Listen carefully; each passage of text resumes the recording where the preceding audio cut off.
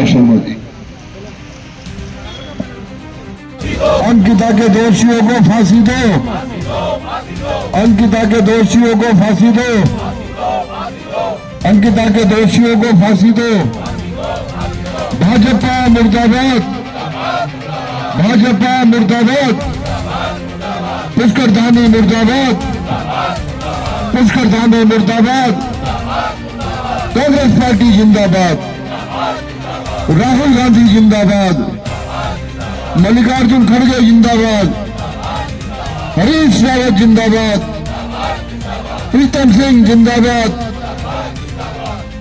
गणेश गोदियाल जिंदाबाद, हरदा जिंदाबाद, हरक सिंह रावत जिंदाबाद, करण महाराज जिंदाबाद। अंकिता के हत्यारों को फांसी दो, अंकिता के हत्यारों को फांसी दो, अंकिता के हत्यारों की सीबीआई जांच करो, अंकिता के हत्यारों की सीबीआई जांच करो। एक कहावत है ना, बंदर क्या जाने अदरक का स्वाद। उन्हें क्या पता कि किस प्रकार से हम यहाँ पर आज पहुंचे हैं, कितने लोगों ने बलिदान किया, किस प्रकार से उस समय हमारा देश कितना गरीब था, उसके पास कुछ भी। अंकिता भंडारी को न्याय दिलाने के लिए मोर्चा खोला है, क्या कुछ कहते हैं? आज पूरे उत्तराखंड में पहले भी एक सवाल था कि वीआईपी कौन। आज खुद भाजपा ने ये पोल पट्टी खोल दी है और गट्टू का नाम इसमें लिया जा रहा है। तो हमारे पूरे प्रदेश में की जनता चाहती है कि उस गट्टू को गिरफ्तार किया जाए, उसको सजा मिले। जो उसने ये इतना बड़ा अपराध किया है उसको सजा मिलनी चाहिए। तो इसकी मांग के लिए कांग्रेस ही नहीं, सभी सामाजिक संगठन के लोग पूरे प्रदेश में, कोई जिला नहीं बचा, कोई ब्लॉक नहीं बचा, कोई गांव ऐसा नहीं बचा जहां प्रदर्शन नहीं हो रहा है। लेकिन फिर भी ना तो केंद्र की सरकार जग रही है, ना राज्य की सरकार की कान पर जू रेंग रही है। लेकिन कांग्रेस लगातार इस पर संघर्ष करेगी। कल भी हमने देहरादून में कैंडल मार्च निकालने का काम किया और सभी शहरों में, ब्लॉक, हर गांव में जो है हम प्रदर्शन करने का काम करेंगे। और जब तक अंकिता भंडारी को न्याय नहीं मिल जाएगा, सदन से लेकर सड़क तक कांग्रेस संघर्ष करेगी। पत्रकारों को भी कुछ नोटिस जारी किए गए हैं, इसके बारे में क्या कुछ है? अब आप देखिए, लोकतंत्र की हत्या हो रही है। जो ये चौथा स्तंभ जिसको माना जाता है, पत्रकारों को, पत्रकारिता को चौथे स्तंभ के रूप में हमारे लोकतंत्र में का माना जाता है, लोकतंत्र का रक्षक माना जाता है, आज उसका गला घोटने का काम कर रहे हैं। तो देख लीजिए कितनी बड़ी तानाशाही पूरे देश में चल रही है। इस तानाशाही के खिलाफ पहले भी कांग्रेस के लोगों ने अंग्रेजों को यहाँ से भगाने का काम किया। आज वही तानाशाही देश में केंद्र में भी चल रही है, राज्य में भी चल रही है। उसके विरुद्ध कांग्रेस एकजुट है, पूरा प्रदेश एकजुट है और निश्चित रूप से हम अंकिता भंडारी को न्याय दिलाने का काम करेंगे। जगह जगह में धरना प्रदर्शन किया जा रहा है, क्या? जितना जघन्य अपराध देवभूमि उत्तराखंड में अंकिता भंडारी मामले में हुआ है और उसके ऊपर से दोषियों को खुला छोड़ रखा है, वीआईपी का नाम सामने उजागर नहीं आ रहा है, साफ जाहिर होता है कि ये सरकार की संलिप्तता है। वरना अगर पुलिस और प्रशासन चाहे तो मंदिर के आगे से एक चप्पल ना उठने दे। ये तो एक बेटी की हत्या का मामला है। आज ये प्रश्न चिन्ह माननीय नरेंद्र मोदी जी, प्रधानमंत्री जी के उस मुहिम पर भी है कि बेटी बचाओ बेटी पढ़ाओ। क्या इसीलिए बेटी बचाएं? पढ़ने के बाद भी इज्जत से जो लड़की नौकरी कर रही है उसको ऐसे काम में धकेलने के लिए ये तो आपका नारा फेल हो जाता है। आप वैसे ही देश को विश्व गुरु बनने का सपना दिखा रहे हैं। आपके पास ना अपनी कोई नीति है ना नियत है। आपने जिस तरह से उत्तराखंड में एक बेटी के हत्यारों को खुला छोड़ रखा है, उत्तराखंड को, देवभूमि को आपने जिस तरह से राजनीतिक लोगों की ऐशगाह बना रखा है, ये बिल्कुल निदान बर्दाश्त नहीं होगा। चूंकि कांग्रेस देश का स्तंभ है और ये वो पार्टी है जिसने देश की आज़ादी से लेकर देश के विकास में अपना बहुत बड़ा रोल अदा किया है, वो किसी भी सूरत में इस तरह का अपराध बिल्कुल बर्दाश्त नहीं होने देगी देवभूमि के अंदर। आज कांग्रेस का एक एक छोटे से छोटा बड़े से बड़ा सिपाही आज इसी मुहिम में लगा हुआ है कि कैसे करके अंकिता भंडारी हत्याकांड की गुत्थी सुलझे। कौन वीआईपी था जिसने इस जघन्य अपराध को करने के लिए मजबूर किया?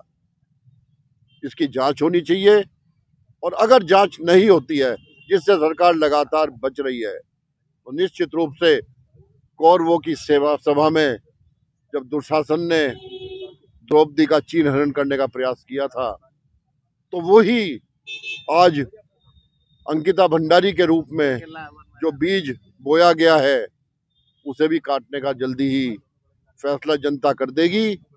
जिस तरह से कौरवों का नाश हुआ था, इसी तरह भाजपा रूपी कौरवों का नाश निश्चित है। आने वाले 27 में जनता भरी बैठी है। आप हर मोर्चे पे फेल हैं, आप रोजगार के मोर्चे पे फेल हैं, आप व्यापार के मोर्चे पे फेल हैं, आप युवाओं के लिए कुछ नहीं दे पा रहे हैं, आप देश में सिर्फ आंकड़ों की जादूगिरी कर रहे हैं। कोई विकास की आपके पास स्कीम नहीं है, सिर्फ आपके पास है तो क्या है, भय और भ्रष्टाचार के माध्यम से देश के अंदर ऐसा माहौल पैदा करो कि अल्पसंख्यकों को बहुसंख्यक से लड़ाओ, हिंदू को मुसलमान से लड़ाओ, पहाड़ को प्लेन से लड़ाओ। सिर्फ आपके पास लड़ाने के अलावा कोई काम नहीं है, परंतु काठ की आंधी कब तक चढ़ेगी? अब जनता जाग चुकी है, जनता त्रस्त है और निश्चित रूप से बहुत जल्दी अब वो समय है कि इनको उखाड़ फेंकने का काम उत्तराखंड से ही शुरुआत होगा और उसकी नींव इन्होंने अंकिता भंडारी को न्याय ना देकर रखी जा चुकी है।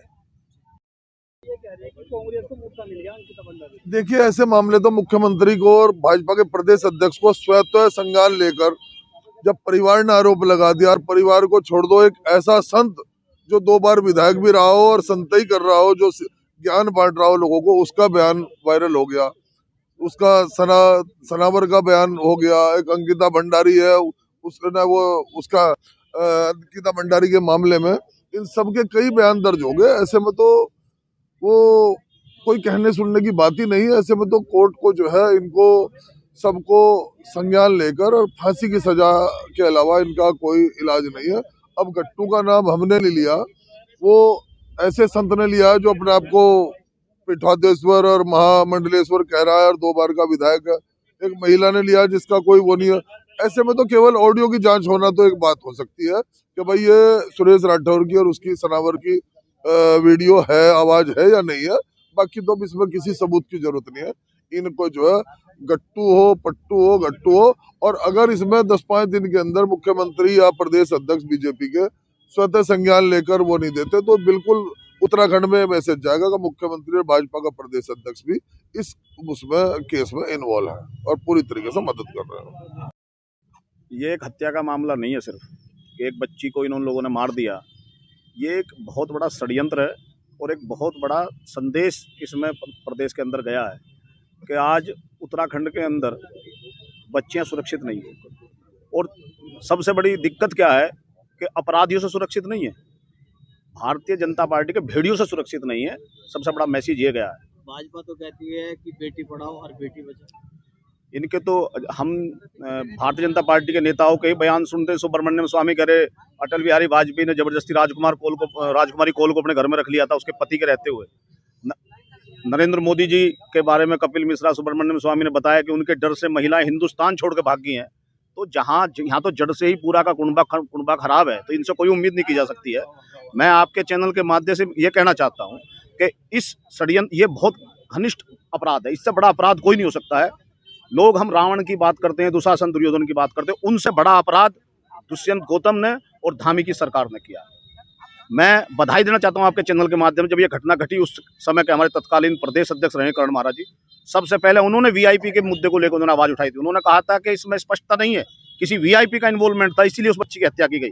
और हमने लगातार उनके नेतृत्व में सड़कों पर लड़ी, लेकिन इन लोगों के कान पे कोई जूं नहीं चली। इन्होंने सत्ता का और अपने पुलिस का जांच का पूरा दुरुपयोग किया। उसके बाद आज ये पाप का घड़ा जब भरता है ना तो ऐसे ही फूटता है। आज भारतीय जनता पार्टी के लोगों ने ये साबित कर दिया कि करण महाराज जी को उस समय ये सही साबित कर दिया कि वो सही आवाज उठा रहे थे कि किसी वीआईपी के लिए ये हत्या की गई है। और आज गणेश गोदयाल जी के नेतृत्व में और करण महाराज जी के नेतृत्व में हम ये बताना चाहते हैं आपके चैनल के माध्यम से, आप इसको 1 साल और दबा सकते हैं, 1 साल आप इस जांच में जरूर कर सकते हैं, लेकिन 27 में कांग्रेस आएगी और इस मुद्दे को दबने नहीं देंगे। हम उखाड़ेंगे, उखाड़ कर दोषियों को उनके अंजाम तक पहुंचाने का काम कांग्रेस करेगी। देखिए, उत्तराखंड के माथे पर अंकिता भंडारी हत्याकांड एक कलंक के जैसा है। लगातार 3 वर्षों से उत्तराखंड में विपक्ष ने, कांग्रेस ने, उत्तराखंड के लोगों ने लगातार मांग उठाई कि अंकिता भंडारी हत्याकांड में जो वीआईपी था उसका नाम उजागर हो। लेकिन यहाँ की सरकार और यहाँ की जो एजेंसियाँ थीं, जो जांच एजेंसियाँ थीं, उनका प्रयास रहा कि वो जो वीआईपी जिसका नाम बार बार उजागर करने की मांग कही गई, उसका नाम किस तरह से इस जांच से बाहर किया जाए, किस तरह से इस फाइल को दबाया जाए। और हम कहना चाहते हैं कि न्यायालय द्वारा जो सज़ा उन 3 आरोपियों को मिली, वो कहीं ना कहीं अंकिता भंडारी को अधूरा न्याय था, क्योंकि जो जांच एजेंसियां थीं उन्होंने न्यायालय में पुख्ता सबूत पेश नहीं किए। और आज हैरत की बात यह है कि जो काम उत्तराखंड की जांच एजेंसियों को करना चाहिए था, 3 साल बाद एक महिला उन सबूतों को सामने लाती है और आज पुलिस उन सबूतों को जांच में शामिल करने की बजाय उन लोगों पर मुकदमा दर्ज करने का काम कर रही है जो चाहते हैं कि दोषियों को सज़ा मिले। और हमारी मांग है कि आज जिस तरह से देवभूमि में ये आवाज़ उठ रही है कि जो अंकिता भंडारी हत्याकांड में दोषी थे, उन दोषियों का नाम आप जांच में लाएं और उन पर कड़ी से कड़ी कार्रवाई हो, उसी को लेकर आज जिस तरह से देहरादून से लेकर उत्तराखंड के अन्य जिलों में, शहरों में, गाँव में अंकिता भंडारी को न्याय दिलाने के लिए कांग्रेस आवाज़ उठा रही है। आज उसी परिप्रेक्ष्य में हरिद्वार में भी हम धरने के माध्यम से इन सरकारों को चेताने का काम करते हैं कि अंकिता भंडारी को यदि न्याय नहीं मिला तो जो आंदोलन की शुरुआत आज उत्तराखंड में धरने और प्रदर्शनों से हुई है, लोग सड़कों पर भी आएंगे। और ये मात्र अंकिता भंडारी का नहीं, ये पूरे उत्तराखंड की अस्मिता से जुड़ा मामला है। अंकिता भंडारी केवल उस परिवार की बेटी बहन नहीं, आज पूरे उत्तराखंड की बेटी और बहन है। और उसको न्याय दिलाने के लिए निश्चित तौर पर उत्तराखंड की जनता सड़क पर आकर तख्ता पलटने तक भी इस लड़ाई तक जारी रहेगी।